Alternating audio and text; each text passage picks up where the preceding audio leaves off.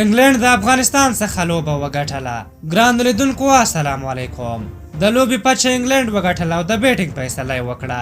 انګلند افغانستان ته 398 منډو هدف ورکړ چې په نړیوال جام کې تر ټولو لوړ هدف و. د دې لوبډلې لوبډل مشر مورګان 12 شپږیزو او 4 په مټ 148 منډې جوړې کړې. جان برسټو نبی او جو روټ 88 منډې ترسره کړې. د افغانستان لخوا لوبډل مشر ګلبدین نایب 3 لوبغاړي وسوځول او 88 منډې ورکړې. که څه هم بالنګ کې ښه ونه ځلېدل، په تېره بیا سپینرانو ښه لوبه ونه کړه. راشد خان تر ټولو زیاتې منډې ورکړې چې د کرکټ په تاریخ کې کوم سپینر تر 100 زیاتو منډې نه وي ورکړې چې راشد خان نن 110 منډې ورکړې. نن ورځ پیچ د سپینرانو په ګټه نه و. د حمید حسن کمی احساسېده، خو په بیټینګ کې افغانستان ښه و. دوی په روان ورلډ کپ کې په لومړي ځل وتوانېدل چې 500 اورونه پوره ولوبوي. د اتو لوبغاړو په سوځېدو سره یې 240 منډې جوړې کړې. حشمت الله شهیدي 80 منډې، رحمت شاه 40 منډې، اصغر افغان 40 او کپتان ګلبدین نایب 30 منډې ترسره کړې. افغانستان تر دې د خپلې ټولې لوبې بایللې، خو افغان لوبډلې نن په لوبه کې خپلې ټولې هڅې په کار واچولې.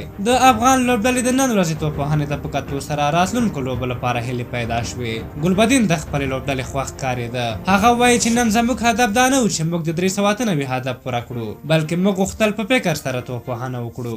ګلبدین وایي که موږ 500 اورونه پوره ولوبوو نو کولی شو چې ښه هدف وټاکو او سیالې لوبډلې ته ماتې ورکړو.